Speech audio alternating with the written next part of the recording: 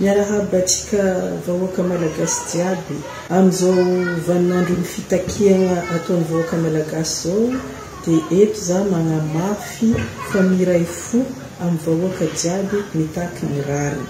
Izy ity boka efa tsy hoe jiro sy rano fô fa ny rariny sy ny hitsiny amin'ny fiainan'ny malagasy izay voageja tagnatin'ny fotoana hela tao agnatin'ny fahantrana. Eto dia miara ory amin'ny ireo izay lavo noho ny hetraketraky ny mpitandro filaminana tena tonga ny fiovany izao hetsika izao ho lasa fitakiana politika. Eto koa dia miaraka amin'ireo izay mbola marary, mbola magnasitrana ny ratra azo dia azakivy atsika jiaby fa ny haigny moa tsy maintsy tsabony. Ny moraly kosa dia ambony lalandava amin'ny fitakiana ny raha tokony horarina antsika malagasy. Eto za dia te hitondra ny anjara biriko amin'ny tontolony ity. Ny fieritreretana, ny rafitry izay handrindra ny hoavintsika malagasy. Tsy hoe akory ny tegnako no farany mahay fa mba mizara ny fandiniana laliny natao mikasiky hoe akory ny hendriky ny fitondrana eto Madagasikara mba hampasambatra ny malagasy tsiraikaraiky. Voageja ny fivangongoam-pahefana ampelatanan'olombitsy raha tsy lazainy hoe ampelatanan'olo araiky. Fanompoana olo ny zavatra misy ary na ny zavatra faran'izay madiniky tokony ho vita ifotony voatery miandry fanapahan-kevitra ilay président de république. Ka aiza moa tsika no handroso amin'izay zavatra zay. Zay mikasika ny ambanivohitra fa na ny an-drenivohitra ny Madagasikara na ny renivohim-paritra rehetra ne dia lasa taraiky ihany koa. Jereo io resaka jirama io fotsiny zao dia io ny tena mampatara atsika malagasy rehetra mihitsy manerana ny nosy. Ngeza be i Madagasikara ka tsy araka fitondrana iray centralisé ny hikarakara ny lafin'ny toe-karena, ny lafin'ny sosialy, ny lafin'ny kolotsaina eran'ny Madagasikara ray manontolo. Hany ka taraiky ny ankamaroan'ny olo-pirenena malagasy any ambanivohitra rehetra any ary be ny elanelana amin'ny samy malagasy. Misy ny efa aty amin'ny taonjato fa 120 fa misy ny mbola any amin'ny taonjato taloha. Misy aza malagasy sasany any ambanivohitra be any mbola mieritreritra fa mbola président Ratsiraka no mitondra eto Madagasikara mba tsy lazana hoe na ny information aza tsy azo mihitsy. Zay le tsy mampitovy atsika malagasy ka ny fahasalamana, ny fampianarana, ny toe-karena dia tena be ny elanelana. Tonga amin'ny kiondalana atsika nilaza moa ny filoham-pirenena fa foanany gouvernement. Efa tsy ratsy aloha iny solution iny fa tsy ampy be mihitsy satria eto ny fotoana tokony hanararotana, hanatsarana ny zavatra tsy mety jiaby teo. Ino no mahatonga ny Madagasikara tsy mety nandroso na dia efa natao ny fitakiana tamin'ny crise ny 72, ny 91, ny 2002, ny 2009, avy koa izy io ty 2025. Mihodikodigny foa nefa tsy mety mandroso dikan'izegny atsika mila magnova tanteraka rafitry. Miala ny gouvernement fa tokony foanagnampy ny Assemblée nationale na ny Sénat dia tokony manangana atsika ny atao hoe Assemblée constituante izay mandiniky sy hanatontosa ny fidirantsika ao anatin'ny lalam-panorena ny Repoblika fahadimy. Ny sosokevitra mba ho fanovana hanafoanana zany elanelana be amin'ny samy malagasy zany ary koa hampandroso ny malagasy rehetra isa-tokantrano dia tsy misy afa-tsy ny manova rafitra aloha voalohany indrindra ary miditra amin'ny rafitra misy fitsinjaram-pahefana. Zany fitsinjaram-pahefana zany ao ny miresaka hoe province autonome ohatra ny nataony Filoaratsiraka tamin'ny taona 2012 nefa tsy vita hatramin'ny farany. Misy ny miresaka ny rafitra fédéral, misy ny resaka ny rafitra état régional. Manana toe-tsaina iray ireo rehetra ireo, misy ny tovizany fa ny pitsopitso ny ara-drafitra misy tsy mitovy. Fa amin'izy rehetra aloha dia zao, tsy manompo olon-tokana Madagasikara manontolo. Ny faritany na ny faritra izay voafidy eo dia mifidy ny filohany manokana, ary ireo filoha voafidy ireo no mifidy ny filoham-pirenena, mba tsy hisy filoham-pirenena anankiray hanjakazaka tokana eran'ny Madagasikara. Mila hazavaina kosa hoe ina avy ny tombotsoa entiny zany rafitra fitsinjaram-pahefana izany. Miara-manaiky isika fa ny olombelona rehetra amin'ity Madagasikara ity dia mendrika ny ahafantatra izany fiadanana izany anatin'ny androm-piainany, fa tsy hoe teraka izy mahantra, miaina izy mahantra, maty izy mahantra.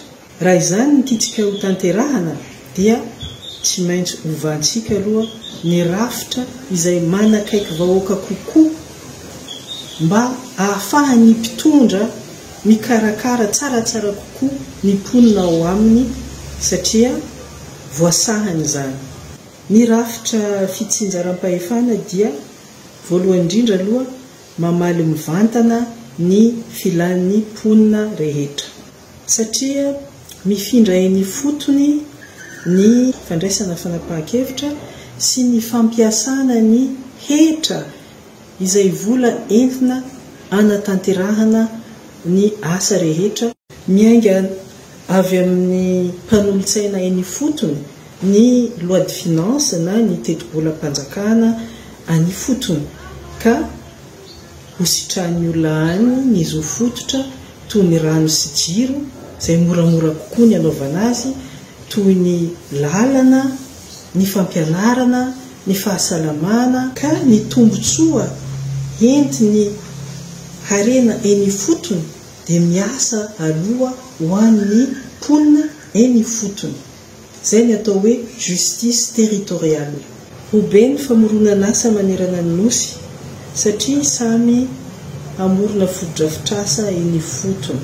Ho afaka amin'ny tsy fisianasa amin'izao fotoana izao ny tsy anasa ny ankamaroan'ny olona, sady hijanona amin'ny toerana fonena ny olona hiasa no tsy hivangongo any andrenivohim-paritany rehetrarehetra any.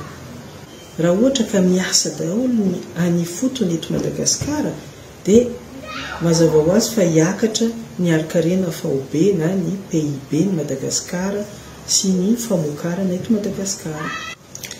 Amin'ny lafin'ny toe-karena dia ny vahoaka no manao ny tsenam-barom-panjakana fa tsy miandry foana mba hanaovana foto-drafitrasa ny fanapahan-kevitry ny ministera lavitra any andrenivohitra any, izay tsy mahafantatra akory ny filana sy ny laharam-pahamehana aty fotony.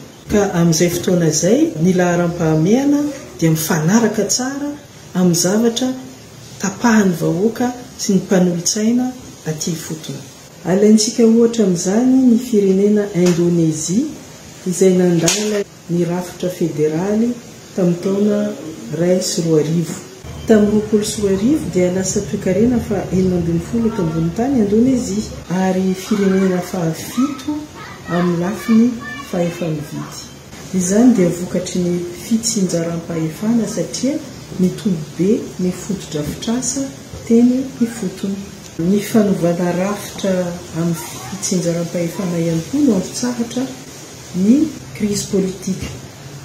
Io zany no 13 May farany raha ohatra ka manova rafitra isika. Alaintsika ohatra amin'izany ny firenena Nigeria ato Afrika, izay anisan'ny firenena tena mandroso ary manana ny rafitra fédéraly. Rehefa misy hetsiketsiky ao Abuja dia mandeha foana ny zavatra rehetra any Lagos da any Kano.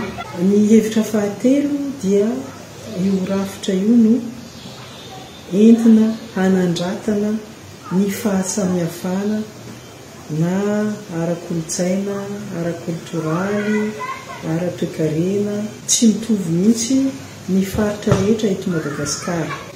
Aty ampovoan-tany misy ny fambolena sy fiompiana mirindra, agriculture intensive, misy ny fanaovana asa tanana tena mandroso ary mampiana-jaza be ny ray aman-dreny. Ny ao Antsinanana kosa ny mampiavaka ny any dia ny atiala sy ny biodiversité tropicale na tourisme vert. Ny any Andrefana misy ny fanjonona, ny fizahantany an-dranomasina na tourisme balnéaire. Eo koa ny fiompiana élevage extensif. Ny any atsimo moa misy ny fambolena, ny arenan-kibon-tany ary eo koa ny ady amin'ny tsy fisian-drano.